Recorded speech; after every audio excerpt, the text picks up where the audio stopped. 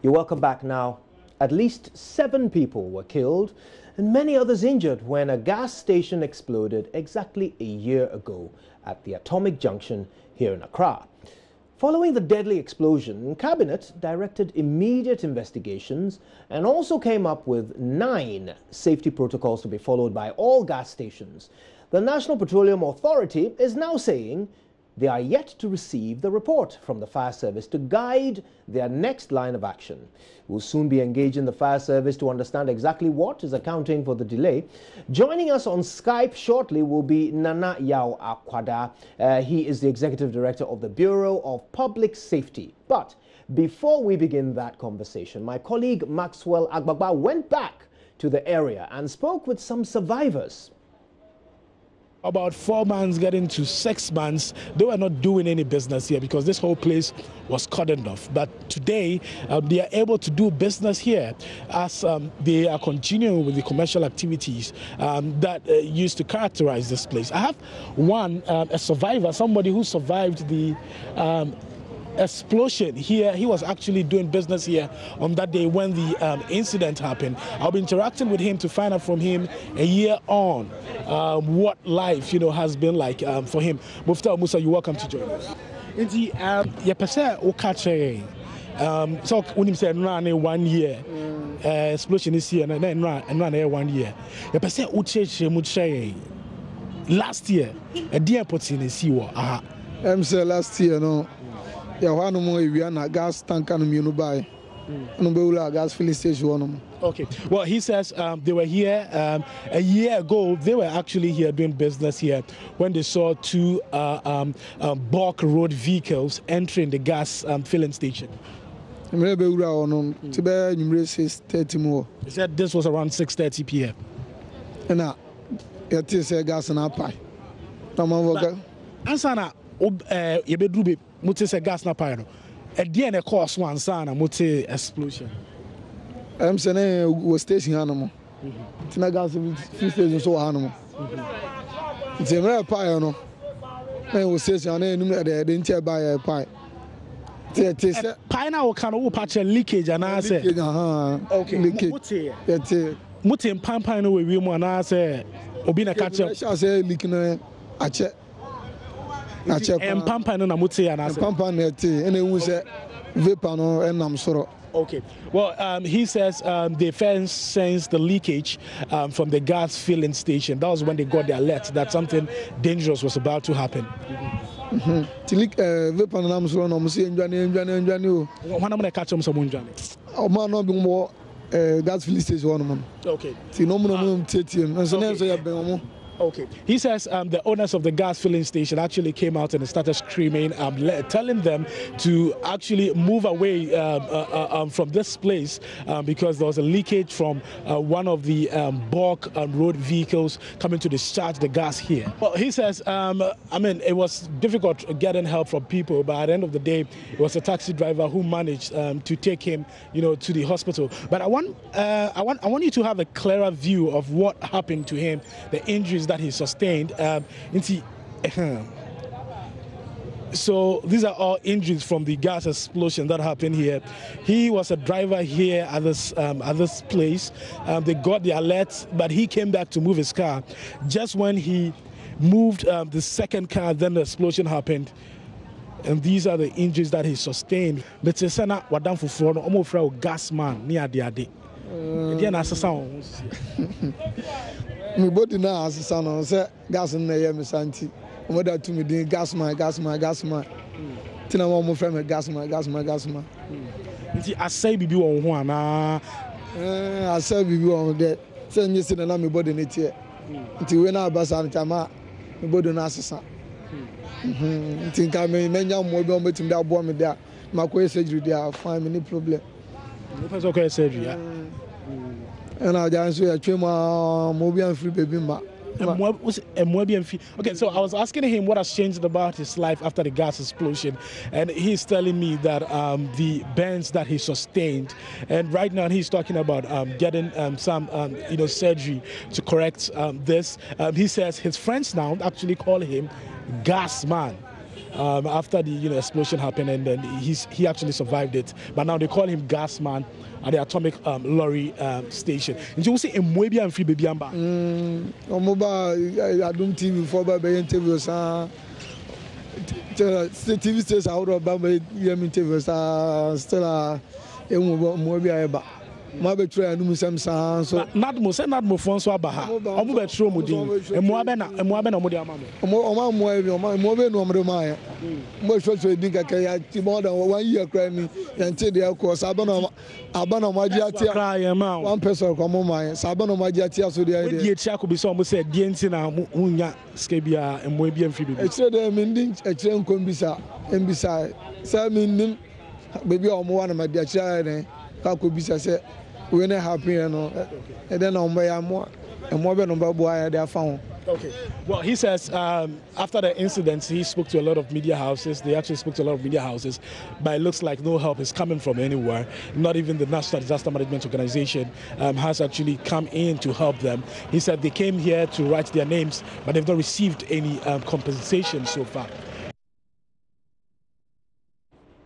Maxwell Agbagba returning to the scene of the explosion earlier today. Now, also today, we spoke to the Acting Assistant Director of Safety at the Ghana National Fire Service, Atokosa. Let's hear what he had to share.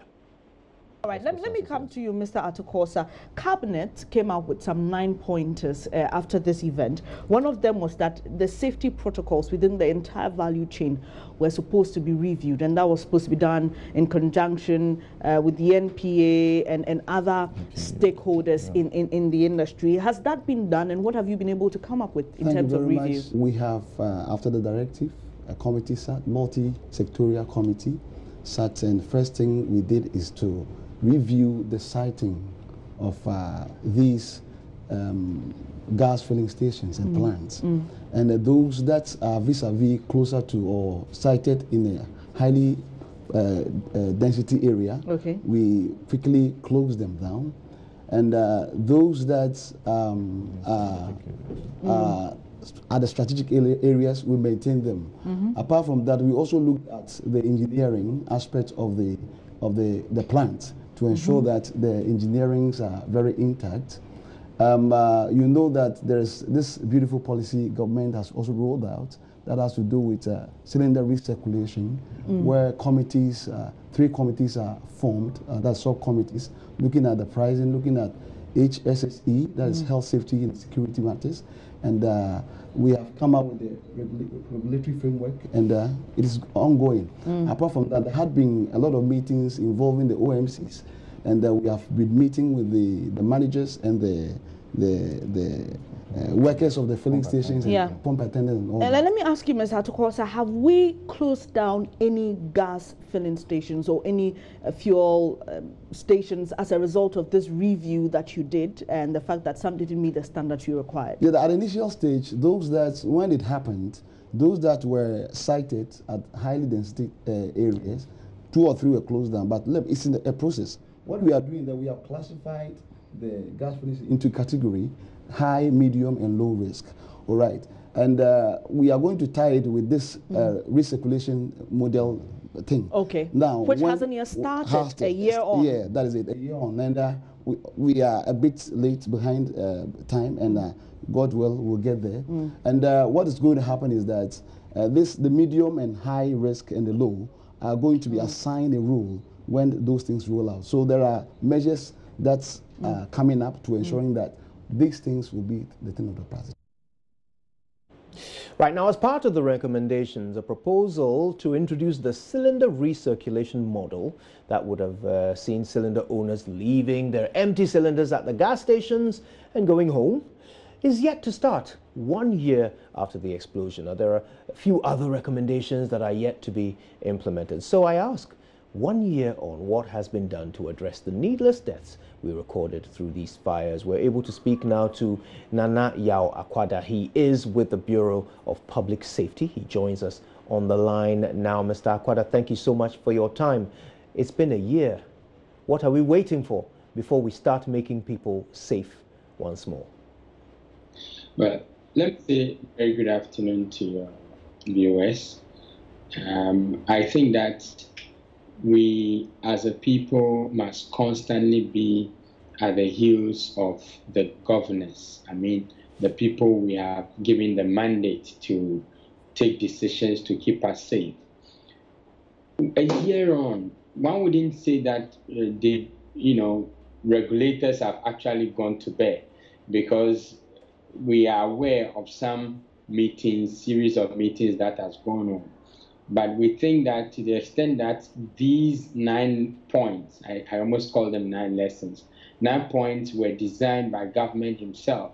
Some critical parts of these provisions have not been met.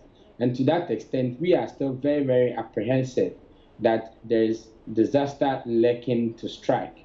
For instance, you'll be asking yourself, what has happened to the recruitment of 200 people to play the role of safety officers at the filling stations?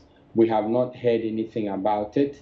You want to ask, where are the standards that people will have to work with? Because the Ghana Standards Authority were tasked in that 9 points to develop standards that will take into consideration the filling, the storage, and the distribution of LPG and other petroleum products. That, in our estimation, has not materialized, because myself, I am a practitioner. I am yet to come across any such standard. The National Fire Service and the National Petroleum Authority were also mandated to certify pump attendants, to make sure that they can demonstrate, they have what we call demonstrable capacity and competence, with regards to safety and everything that's got to do with the job. We are yet to see that also materialize. And these are critical aspects of safety management at a petrol of highly inflammable facility. These have not materialized. And so, yes, some meetings have gone on, some engagements have gone on, but these are critical parts that we were expecting to see them materialize, which has not happened. And so, as far as we are concerned, they have taken some steps, but in safety, you don't take some steps, you take all steps. Now, one of the most important missing links so far is the fire report. The report that will tell us definitively how it all unfolded, what caused it, so that when we are taking steps, we know which steps to take. How worrying is it that at this point, 1 year later, we still haven't seen the report done by the fire service? Well, it's very disturbing when it comes to how, as a nation, officialdom treats investigation reports. They treat it in the most archaic and primitive way that any nation should ever be expected to treat accident investigation report. But I think this morning I monitored Hassan Tampoli on one of the media stations, or one of the media, and I was quite impressed. He hinted that he was going to make a copy available to a sister station. I believe if he is able to take that step, all of us should be able to access the report and feed on the recommendations that are in. But here again, I'm a bit